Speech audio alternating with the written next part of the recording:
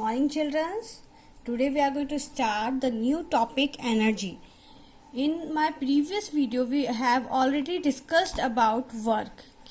What the meaning of work, and it should be negative, positive, and zero. Now we are going to start the energy. So the energy means it is the ability to do work. मतलब if I am having some energy, so I am able to do any type of work.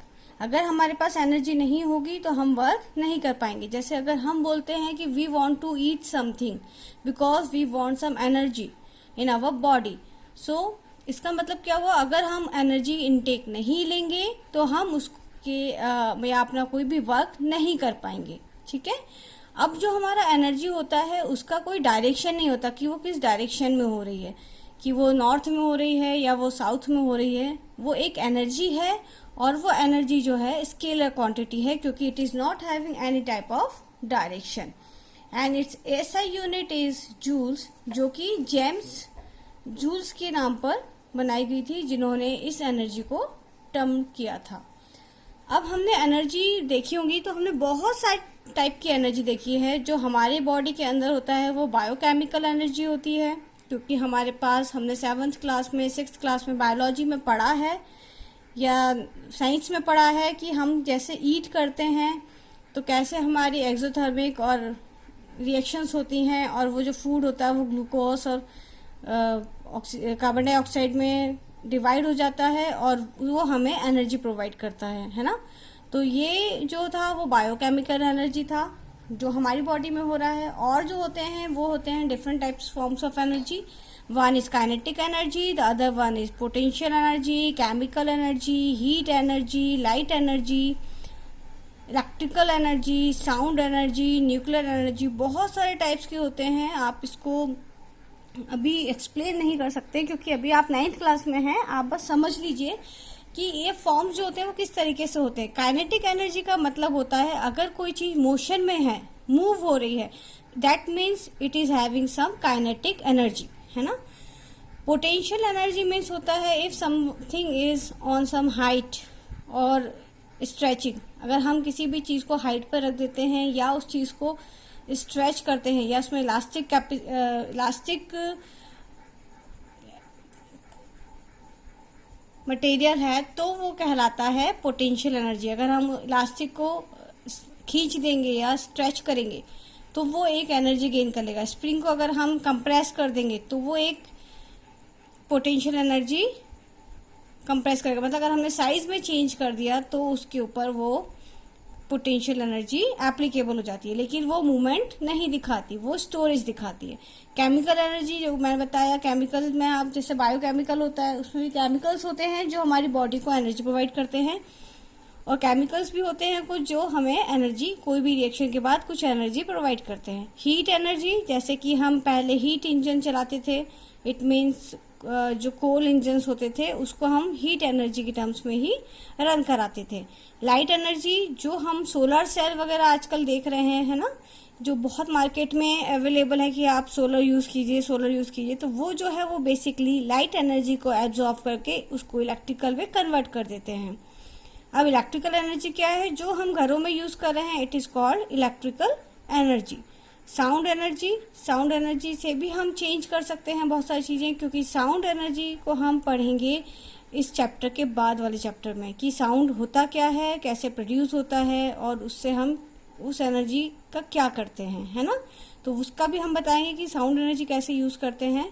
Nuclear energy means होता है अगर हम nuclear में आपने uranium पढ़ा होगा chemistry में अभी, तो वो यूरेनियम जो होता है वो रेडियो एक्टिव मटेरियल होता है जिसको यूज करके हम बहुत सारी एनर्जी जनरेट कर सकते हैं.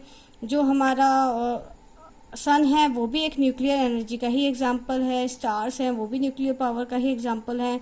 जो अगर हम हाइड्रोजन बम या नागासाकी में जो बम ब्लास्ट हुए थे बहुत साल पहले, वो भी बेसिकली न्यूक्लियर पावर एनर्जी का ही एग्जाम्पल्स था, है ना. तो ये बहुत सारे एग्जाम्पल्स होते हैं जिनको हमें कई बार अपनी रियल लाइफ में हम देखते हैं. नाउ हमने अभी पढ़ा kinetic energy and potential energy. Basically ये जो काइनेटिक और पोटेंशियल एनर्जी होती है, they are basically types of mechanical energy. Mechanical energy मतलब क्या होता है, जो मैकेनिकली परफॉर्म हो रही है या जिसे हम परफॉर्म होते हुए देख सकते हैं, उसको हम बोलते हैं मैकेनिकल एनर्जी। जिसमें हम कोई फोर्स लगा रहे हों, कोई मोशन क्रिएट कर रहे हों, वो मैकेनिकल एनर्जी कहलाता है। जैसे कि हमने देखा पोटेंशियल एनर्जी, हम पहले देख लेते हैं। The energy of a body due to its position और change in shape it is known as potential energy.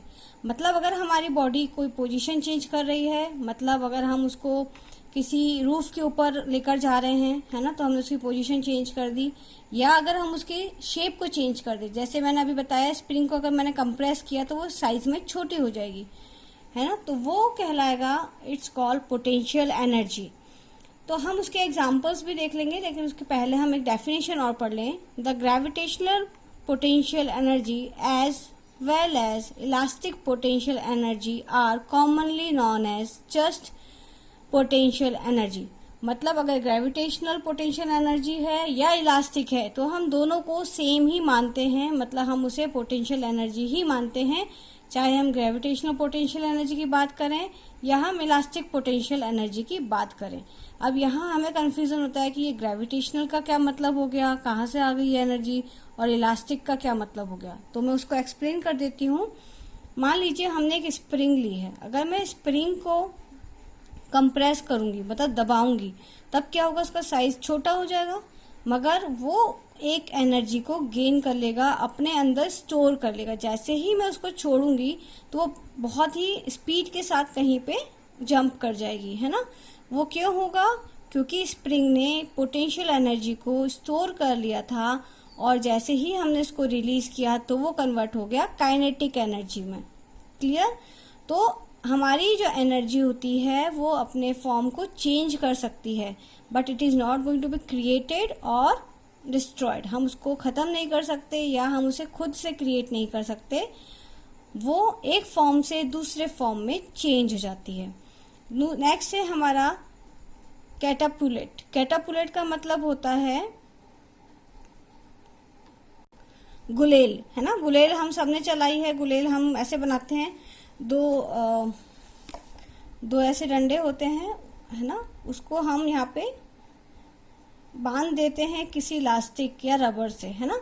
अगर हम इसको बांधते हैं और जब हम इसको पीछे की तरफ स्ट्रेच करते हैं, पत्थर फंसा के या कुछ भी हम सॉफ्ट कागज फंसा के उसको जब पीछे स्ट्रेच करते हैं, तो जो वो स्ट्रेच होता है, जितना हम उसको पीछे ले जाते हैं, जितना वो स्ट्रेच हो जाता है, वो कहलाता है पोटेंशियल एनर्जी। मतलब इसने कोई पोटेंशियल एनर्जी गेन कर ली है। जैसे ही हम उसको छोड़ देते हैं तो वो जो हमारा कागज होता है वो स्पीड से बहुत ज़्यादा आगे की तरफ मूव होता है। तो वो क्या होता है, इलास्टिक मटेरियल के कारण हो रहा है, और जो होगा वो पोटेंशियल एनर्जी थी जो हमने उसको होल्ड करके रखा था थोड़ी देर तक पीछे खींच के, और जैसे हमने छोड़ा तो वो बहुत स्पीड से आगे गया। ऐसे ही हमारा होता है बो स्ट्रिंग। जैसे अगर बो मतलब होता है आपका धनुष, धनुष का जो स्ट्रिंग होता है ना, उसको अगर हम बहुत तेजी से पीछे की तरफ खींचते हैं बो लेके, और हम उसको एकदम से छोड़ते हैं, तो वो जो बो होता है वो बहुत स्पीड से आगे जाता है। क्यों जाता है, क्योंकि हमने पहले पोटेंशियल एनर्जी को स्टोर कर लिया था उसको स्ट्रेच करके, उसके बाद जैसे ही हमने उसे रिलीज किया तो वो काइनेटिक एनर्जी में चेंज हो गया। याद रखिए, पोटेंशियल एनर्जी में कभी भी कोई मूवमेंट नहीं होता है, लेकिन काइनेटिक एनर्जी में मूवमेंट होता है, बट पोटेंशियल एनर्जी में कोई मूवमेंट नहीं होता। सिर्फ या तो चेंज होता है आपका पोजीशन पे, या तो हम उसके किसी हाइट पे रख दें, या हम उसको कंप्रेस कर दें इलास्टिक मटेरियल को या स्प्रिंग मटेरियल को खींच दें, है ना।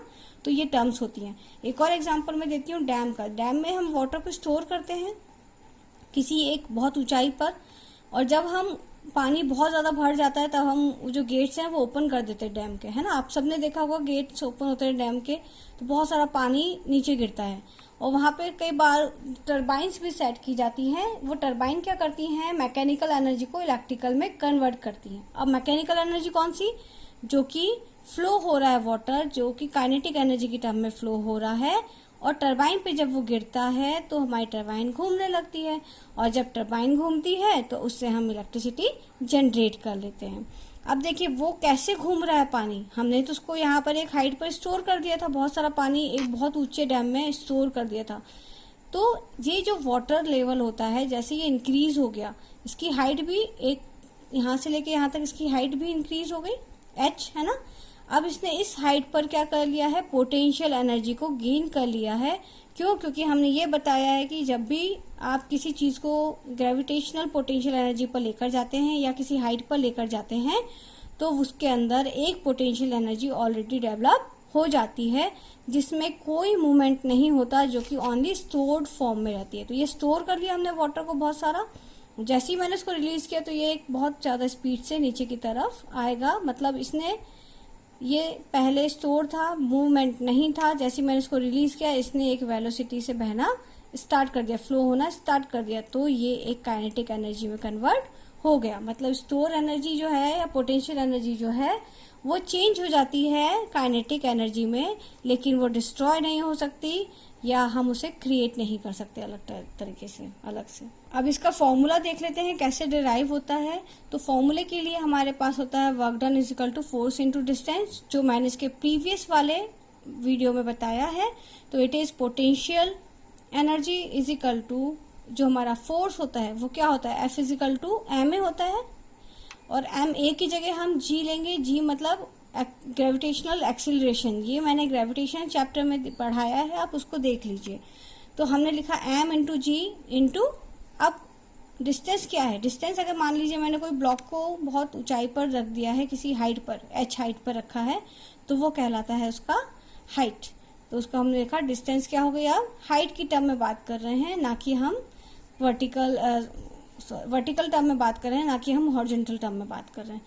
तो वर्टिकली इसकी हाइट कितनी हो गई, h। तो हमने लिख दिया कि डिस्टेंस कितना है, h है। तो मास जो है वो बॉडी का मास है, g जो है ग्रेविटेशनल एक्सिलरेशन है, जो कि 9.8 मीटर पर सेकेंड स्क्वायर होता है। हाइट जो है इसकी h है, जो कि हम एक कोई भी रेफरेंस पॉइंट ले लें, तो ये हमारा रेफरेंस पॉइंट है अर्थ सरफेस, और यहाँ से अगर हम रूफ पर लेके गए हैं तो वो हमारा डिस्टेंस कहलाएगा या हाइट कहलाएगा इस रिस्पेक्टेड पॉइंट से। तो ये हमारा हो गया। तो हमने यहाँ पे फॉर्मूला बताया mgh, तो पोटेंशियल एनर्जी इक्वल टू होता है mgh, है ना। तो हम इसमें किसी की भी पोटेंशियल एनर्जी डिराइव कर सकते हैं। Thank you for watching, and if you find it is very informative, so please share it. Thank you everyone.